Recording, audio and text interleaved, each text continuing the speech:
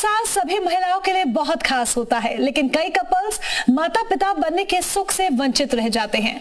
आजकल के व्यस्त जीवन और जीवन शैली के कारण महिलाएं एवं पुरुष दोनों ही इनफर्टिलिटी का शिकार होते हैं और परिणाम स्वरूप निसंतान उनका जीवन सबसे बड़ी समस्या बन जाता है। ऐसे में आज हम बहुत सी तकनीकों का प्रयोग कर अपने जीवन की विभिन्न कमियों को पूरा कर सकते हैं। नमस्कार, मैं हूं मोनिका ग्रोवर और आप देख रहे हैं हमारी खास पेशकश हेलो डॉक्टर। आईवीएफ ट्रीटमेंट की जब हम बात करते हैं तो आईवीएफ ट्रीटमेंट उन्हीं तकनीकी विकासों में से एक है। अब आप सोच रहे होंगे कि आखिर आईवीएफ ट्रीटमेंट होता क्या है और किस प्रकार से ये आपके मां बनने में सहायक हो सकता है। इसलिए आज की हमारी इस खास पेशकश में हम आईवीएफ ट्रीटमेंट के विषय पर एक्सपर्ट्स के साथ चर्चा करेंगे। इस खास बातचीत में आज हमारे साथ जुड़ रहे हैं डॉक्टर जयदीप मल्होत्रा, निर्देशक हैं एआरटी रेनबो आईवीएफ आगरा के। डॉक्टर वंदना बंसल भी हमारे साथ जुड़ेंगी, निर्देशक हैं जीवन ज्योति हॉस्पिटल एवं अर्पित टेस्ट ट्यूब बेबी सेंटर के। डॉक्टर संजय मकवाना, मुख्य चिकित्सा निर्देशक आईवीएफ लखनऊ एवं जोधपुर के निर्देशक हमारे साथ जुड़े हुए हैं। आप सभी डॉक्टर्स का बहुत बहुत स्वागत है हमारे इस बेहद खास शो में। सबसे पहले डॉक्टर जयदीप, मैं आपका रुख करूंगी। डॉक्टर जयदीप से बात करेंगे। डॉक्टर जयदीप, सबसे पहला सवाल आईवीएफ को लेकर है, क्योंकि इसकी बेसिक चीजें क्या है वो जान लेना, समझ लेना बहुत ज्यादा जरूरी है। तो आईवीएफ क्या है और ये कैसे किया जाता है? आईवीएफ को हम लोग जैसे अपनी भाषा में टेस्ट ट्यूब बेबी भी बोलते हैं। ये ज्यादातर उन लोगों के लिए या उन दंपतियों के लिए है जिनको किसी भी वजह से वो नेचुरली बच्चा नहीं कंसीव कर पा रहे हैं। और ये जो तकनीक है, ये तकनीक में चाहे वो कमियां औरतों में हो या पुरुषों में हो, ये दोनों को ही हेल्प करती है। और इस तकनीक के साथ हम लोग जो बच्चा या भ्रूण होता है, अंडे और शुक्राणु का जो मेल करके बनता है, वो बाहर बना देते हैं और फिर उसको धीरे से बच्चेदानी में डाल दिया जाता है।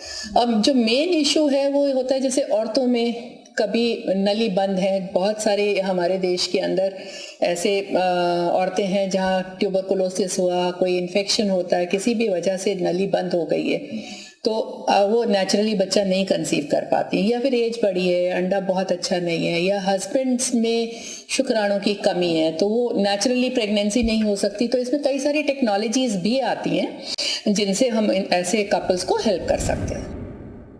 डॉक्टर वंदना बंसल का मैं रुख करूंगी यहाँ पर। डॉक्टर वंदना, आपसे एक बेहद महत्वपूर्ण सवाल, आईवीएफ की सलाह कब दी जाती है? कब वो पॉइंट आता है पेरेंट्स की स्टेज के लिए कि अब उनको आईवीएफ का रुख करना चाहिए? जी, ये बहुत जरूरी है, क्योंकि आमतौर पे देखा जाता है कि जो भी दंपति ट्रीटमेंट के लिए आते हैं वो बहुत स्ट्रेस में रहते हैं। तो हमारा पहला काम होता है उनके स्ट्रेस को कम करना, कि वो किसी तरह से रिलैक्स हो। और चूंकि आईवीएफ एक जटिल प्रक्रिया है तो इसको पूरी तरह से समझना भी बहुत ज़रूरी है।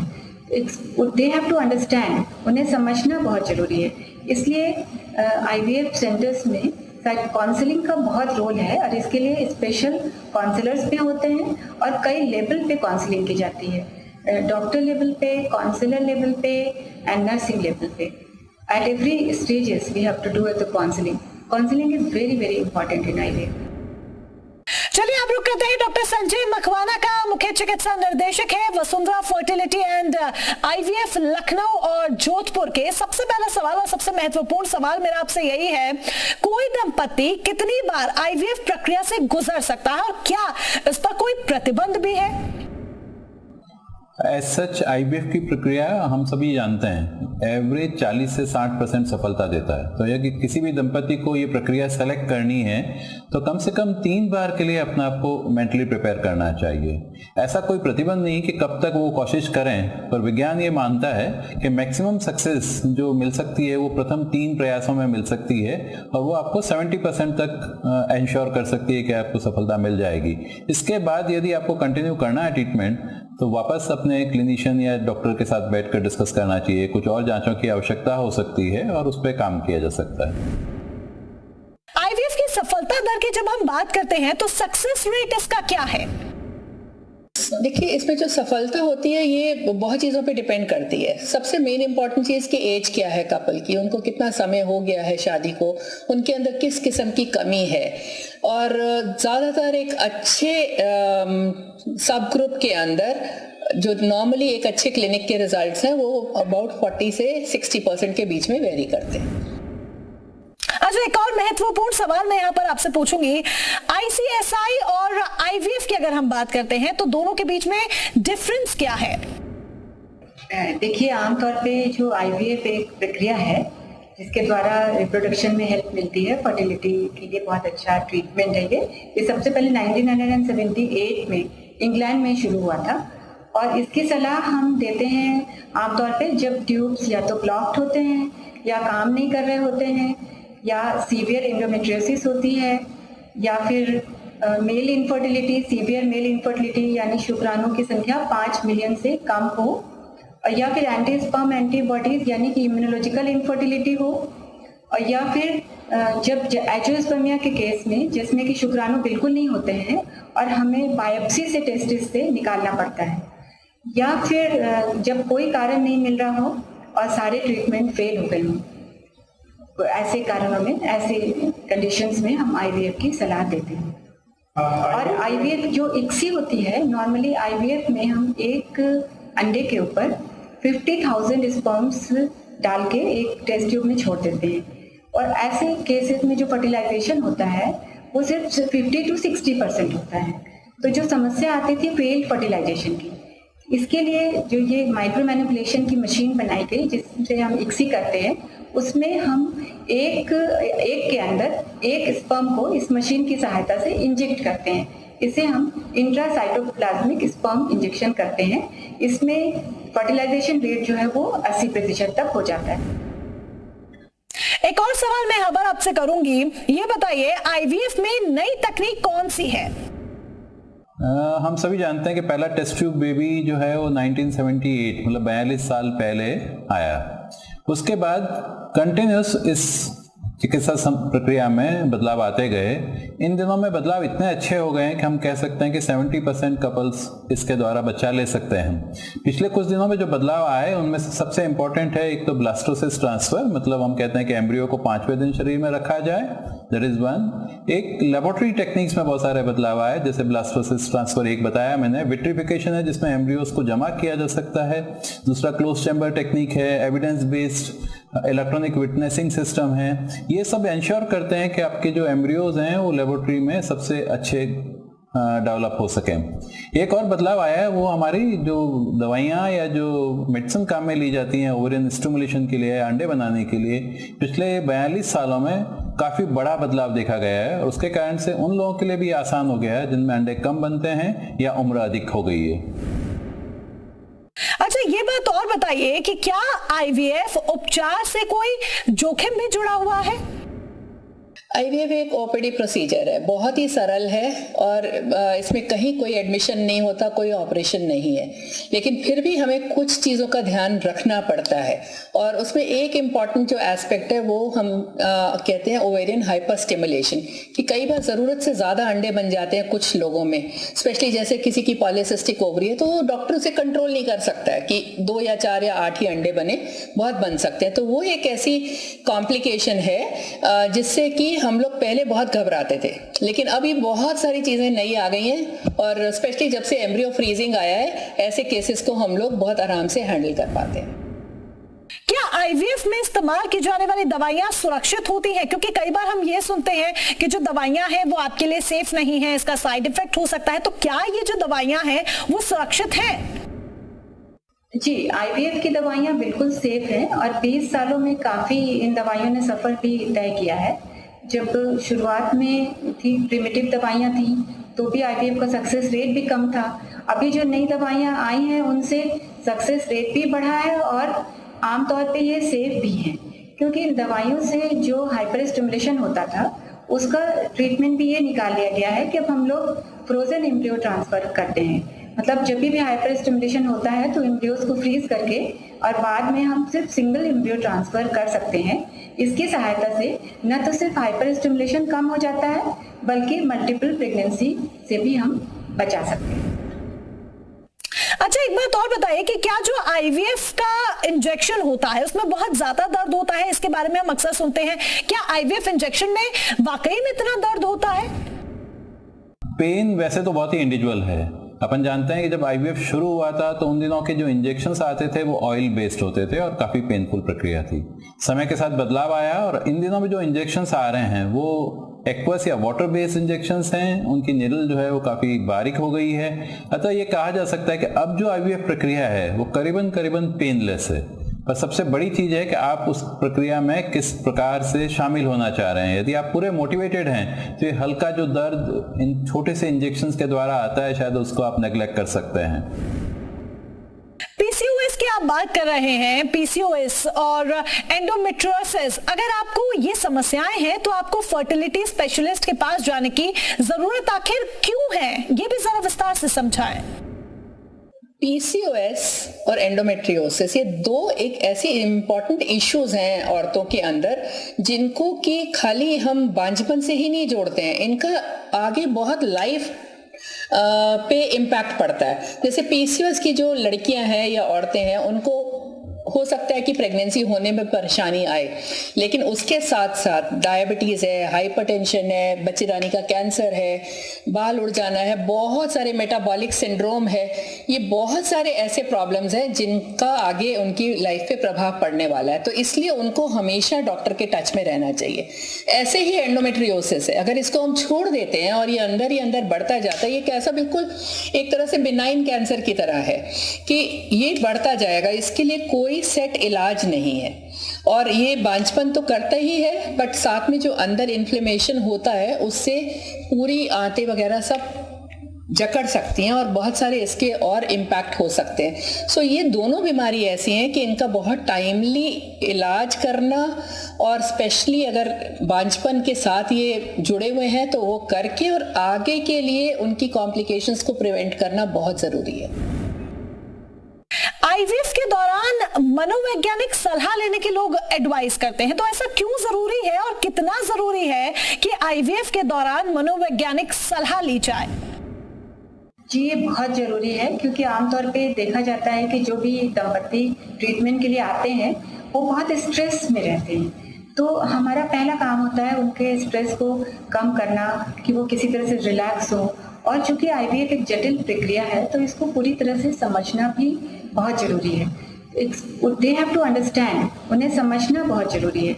इसलिए आईवीएफ सेंटर्स में काउंसलिंग का बहुत रोल है और इसके लिए स्पेशल काउंसलर्स भी होते हैं और कई लेवल पे काउंसलिंग की जाती है, डॉक्टर लेवल पे, काउंसलर लेवल पे एंड नर्सिंग लेवल पे। At every stages we have to do the counselling. Counselling is very very important in IVF. IVF के रेट की जब हम बात करते हैं तो सवाल यहाँ पर यह भी खड़ा हो जाता है कि आईवीएफ उपचार के नतीजों में सुधार कैसे लाएं? पहले क्या था, अब क्या है और आगे आने वाले दिनों में क्या हो सकता है? सबसे पहले तो ये समझें कि आईवीएफ की प्रक्रिया जब शुरू हुई थी तो सिर्फ इसलिए शुरू हुई थी कि जिन महिलाओं में फैलोपियन ट्यूब्स ब्लॉक हैं उन लोगों के लिए ये प्रक्रिया थी। धीरे धीरे इसका स्पेक्ट्रम बढ़ता गया। अब सभी प्रकार की इनफर्टिलिटी जिसमें कहते हैं कि बच्चा नहीं लग पाता किसी कारण से, उन लोगों के लिए आईवीएफ सबसे बेहतर उपाय है। आईवीएफ की सक्सेस रेट नेचुरल जो सक्सेस रेट है उसके मुकाबले कई गुना ज़्यादा है और इसी कारण से ये ज़्यादा अपनाई जाती है। जो बदलाव देखने में आए हैं, जैसा मैंने बताया, इंजेक्शंस की प्रक्रिया या जो दवाइयाँ काम में ली जाती है उनमें बड़ा बदलाव आया है। वो आसान हो गई हैं, पेनलेस हो गई हैं, अच्छा रिस्पॉन्स देने लगी हैं और साइड इफ़ेक्ट्स कम होते गए हैं। दूसरा जो बदलाव देखा गया है वो लेबोरेटरी में देखा गया है, जैसे विटनेस सिस्टम जो कहते हैं, जिससे सिक्योरिटी रहे कि आपके एम्ब्रियोज या आपके स्पर्म्स जो हैं सिक्योर हैं, कहीं मिक्स मैच नहीं हो रहे। जो लेबोरेटरी की वर्किंग है उसकी क्वालिटी में काफ़ी फ़र्क आया है, उसके कारण से हमारी सक्सेस रेट में मेजर बदलाव आया है। सरकार भी चाहती है कि इस प्रकार की प्रक्रिया को इस तरह से बनाया जाए कि हाई सक्सेस मिले और जो दंपति है वो जल्दी से अपने गोल को अचीव कर सकें। इनिशियली जब आईवीएफ प्रक्रिया शुरू हुई तो ज़्यादातर दवाइयाँ यूरिनरी थी, या मतलब यूरिन से प्रोसेस होकर बनती थी, पर जैसे जैसे डिमांड बढ़ती गई और उनकी जो साइड इफ़ेक्ट्स है वो नज़र आने लगी या उनमें जो बदलाव नज़र आना बैच में था, उसके कारण से हमारी जो आईवीएफ की सक्सेस रेट थी वो स्टैंडर्डाइज नहीं हो रही थी। समय के साथ रिकॉम्बिनेंट टेक्नोलॉजी आने लगी, दवाइयाँ अब यूरिनरी प्रिपरेशन से नहीं बनने लगी, अब क्लोनिंग या रिकॉम्बिनेंट टेक्नोलॉजी से बनने लगी। उससे फ़ायदा सबसे ये हुआ कि दवाई का स्टैंडर्डाइजेशन हो गया। स्टैंडर्डाइजेशन होने से हमारी सक्सेस बढ़ने लगी। दूसरा ये हुआ कि दवाइयाँ, क्योंकि मॉलिक्यूल छोटा हो गया, टेक्नोलॉजी इंप्रूव हो गई, तो दवाई की मात्रा बहुत कम हो गई। जो किसी जमाने में हम 2 ml की मात्रा का इंजेक्शन काम में लेते थे, वो 0.25 ml जितना हो गया। जो नीडल की साइज 18 गॉज होती थी, वो अब आके 26 पे आ गई। तो आपके लिए आसान हो गया डिलीवरी सिस्टम। सबसे बड़ा फायदा ये हुआ कि जो महिलाएं 35 साल के बाद प्रक्रिया में आना चाहती हैं आईवीएफ के लिए, या बच्चे के लिए सोचना चाहती है, उनके लिए ये दवाइयाँ एक मिरेकल की तरह काम करती हैं। उनके अंडों की प्रक्रिया, उनकी अंडों की जो ग्रोथ है वो अच्छी है। उन अंडों को आसानी से बच्चे के लिए काम में लिया जा सकता है, उनको जमा किया जा सकता है, और इस तरह से एक हाई सक्सेस रेट अधिक उम्र की महिलाओं में, या किसी कारण से अगर अंडेदानी की क्षमता कम है तब भी उसका उपयोग किया जा सकता है। ये सबसे बड़ा बदलाव पिछले कुछ सालों में देखा गया है। नेगेटिव और पॉजिटिव इम्पैक्ट आईवीएफ का बहुत बड़ा है। हम जानते हैं कि सिर्फ एक पर्सनल दंपति की समस्या नहीं है, एक सामाजिक समस्या भी है। बच्चा ना होना हमारे समाज में आज भी एक बहुत बड़ा श्राप माना जाता है। इसलिए हमारी सबसे यही रिक्वेस्ट रहती है एज ए डॉक्टर कि आप अपने बच्चे के बारे में जब भी विचार करना चाहें, सीरियसली प्लान करें। सबसे बड़ी चीज़ है, इस प्रक्रिया को लेट ना करें। ये सोच के इंतजार ना करें कि आईवीएफ सबसे बड़ी प्रक्रिया है, सबसे लास्ट में ट्राई करनी चाहिए, क्योंकि लास्ट का मतलब है कि आपके अंडाणु की ताकत कम हो गई है, आपकी क्षमता बच्चेदानी की कम हो गई है, आप में जो जोश है ट्रीटमेंट में आगे आने का वो कम हो गया है। इन तीनों से लड़ने का सबसे अच्छा उपाय यही है कि उचित समय पे आईवीएफ की प्रक्रिया का पालन करें, तो जल्दी सफलता मिलती है। अच्छा, क्या माता पिता बनने के लिए आईवीएफ की दिशा कदम बढ़ाना सही है? माता पिता बनने के लिए जो भी कदम उठाया जाए वो सही है, बिकॉज WHO कहता है कि to reproduce is human right. हर इंसान की एक इच्छा होती है कि वो माँ या पिता बने, और उसको किसी भी तरह से, किसी भी वजह से कोई रोक लगाना अच्छा नहीं होगा। लेकिन जहाँ आती है बात आईवीएफ की, आईवीएफ एक ऐसी तकनीक है जिसमें कि आप पहले शुरुआत में भी आपको जरूरत पड़ सकती है, और वो बहुत सारी बाकी चीजें ट्राई करने के बाद भी जरूरत पड़ सकती है। मेरे कहने का मकसद ये है कि अगर कोई नॉर्मल एक कपल है और हमें लगता है कि हाँ वो नेचुरली प्रेग्नेंट हो सकता है, तो वो पहले वो सब चीजें ट्राई करेगा। पहले नेचुरल है, IUI है, लैप्रोस्कोपी है, अगर नहीं हो रहा है तो फिर करें। कई बार अनएक्सप्लेन्ड इनफर्टिलिटी है, पर कुछ कपल्स ऐसे होते हैं जिनको नेचुरली प्रेगनेंसी होनी नहीं है, जैसे नली बंद है या शुक्राणु बहुत कम है, तो वो पहला ही कदम आईवीएफ की तरफ रखेंगे तो जल्दी रिजल्ट्स आते हैं। एक और सवाल मैं यहाँ पर आपसे करूंगी, प्रजनन से संबंधित नई दवाएं कौन सी हैं और ये किस तरह से आईवीएफ उपचार को और भी ज्यादा असरदार बनाती है? पहले जो थी दवाइयाँ थी वो भी बहुत अच्छी थी, अब और अच्छी दवाइयाँ आ गई हैं। जैसे GnRH एगोनिस्ट पहले साइकिल करते थे हम लोग, लॉन्ग प्रोटोकॉल करते थे, अब आजकल एंटागोनिस्ट आ गया। एंटागोनिस्ट के आने से फिर आईवीएफ बहुत सेफ भी हो गया, और ये दवाइयाँ भी काफ़ी सेफ हैं। तो इनसे फिर हाइपर स्टिमुलेशन से हम बच सकते हैं, अनफ्रीज और साइकिल कर सकते हैं। जैसा कि मैंने आपको पहले भी बताया कि आईवीएफ के 2 ही कॉम्प्लिकेशन होते हैं mainly, hyper stimulation and multiple pregnancy. इन दोनों को ही आजकल सेफ आईवीएफ क्लिनिक की आजकल प्रचलन है। Zero hyper stimulation clinic, zero stimulation clinic, that means कि आईवीएफ पूरी की पूरी प्रक्रिया बहुत सेफ हो गई है आजकल, और इन दवाओं का लॉन्ग टर्म में भी कोई ऐसा साइड इफेक्ट नहीं। मैं doctor Vandana Bansal from Jeevan Jyoti hospital, Arpit test tube baby centre, Prayagraj. IVF उपचार के बारे में आमतौर पर कौन सी गलत धारणाएं प्रचलित हैं? क्योंकि कई बार हम ये देखते हैं कि बहुत सारी ऐसी धारणाएं होती हैं, बहुत से मिथ होते हैं, तो जरा डॉक्टर साहब यहाँ पर इन मिथ को भी आप क्लियर कीजिए। सबसे पहला तो यही, जैसा मैंने बताया कि आईवीएफ को समय पे काम में लेना चाहिए, आईवीएफ को लेट नहीं करना चाहिए। हमारे यहाँ एक धारणा बन गई कि आईवीएफ का मतलब है सबसे लास्ट का ट्रीटमेंट आईवीएफ है। लास्ट में आप सब कुछ लेट कर चुके होते हैं, आपके अंडे खत्म होने लगते हैं, शुक्राणु की क्षमता कम होने लगती है, आपकी बच्चेदानी ठीक नहीं रहती, आपका रिसोर्सेज या फाइनेंशियल मैनेजमेंट मुश्किल में आ जाता है। उस समय आईवीएफ ट्राई नहीं करना चाहिए। आईवीएफ तब ट्राई करना चाहिए जब आपको लगता है कि आपने 2-3 साल नॉर्मल प्रक्रिया काम में ले ली है और फायदा नहीं हो पा रहा, तो आईवीएफ आपके लिए बेस्ट है। तो सबसे बड़ा मिथ यही था हमारा। दूसरा ये है, हमेशा मानते हैं कि इनफर्टिलिटी या बच्चा ना होने की समस्या सिर्फ और सिर्फ स्त्री से संबंधित है। ऐसा नहीं है। पुरुष और स्त्री दोनों बराबर मात्रा में, मतलब 50-50% रेस्पॉन्सिबल हैं बच्चा ना होने के लिए। तो जब भी अपने डॉक्टर से मिलें दोनों साथ में जाएं, साथ में बात करें, किसी भी तरह का ट्रीटमेंट है तो झिझक ना करें और दोनों आगे बढ़ के काम में लें। एक बहुत बड़ा मिथ है और इसी कारण से ज़्यादातर दंपति घबराते हैं बात करते हुए, वो ये कि शायद हमारे शुक्राणु या अंडाणु लेबोरेटरी में मिक्स मैच हो जाएंगे। ऐसा नहीं है। तकनीक और आने वाले जो विकास हुए हैं अभी विज्ञान ने, उसके कारण से इस सिस्टम को फुल प्रूफ जैसा बना दिया है। इलेक्ट्रॉनिक विटनेसिंग सिस्टम एक नया सिस्टम है जो IVF लैब्स में एक तरह से ऑलमोस्ट सभी लैब्स में आने शुरू हो गया है, जो ये गारंटी करता है कि आपका जो मटेरियल है, जो आपके शुक्राणु हैं, आपके जो अंडाणु हैं या आपका जो भ्रूण बना है, वो निश्चित तौर पे आप ही के नाम से वहाँ पे जमा है या काम में आ रहा है। तो ये 3 बड़े जो डर होते हैं वो इसी मतलब वाजिब तरीके से दूर किए जा सकते हैं। एक लास्ट में डर आता है कि IVF बहुत महंगा है। आप सोच के देखिए, अगर आप 10 साल छोटा छोटा ट्रीटमेंट बहुत सारी जगह पे ले रहे हैं, वो ट्रीटमेंट की बजाय जिसकी सक्सेस 18% के आसपास है, आप IVF की प्रक्रिया में 50% जितनी संभावना को तलाशते हैं, अगर वो एक ही बार में अगर जल्दी की उम्र में किया जाए तो शायद ये महंगा होने का भ्रांति भी दूर हो जाती है। तो चलिए, IVF के बारे में हमने बहुत सारी जानकारी यहाँ पर साझा की है। डॉक्टर्स ने हमारे साथ IVF और उनसे जुड़े ट्रीटमेंट पर हमारे साथ खास चर्चा के लिए आप सभी डॉक्टर्स का बहुत बहुत शुक्रिया।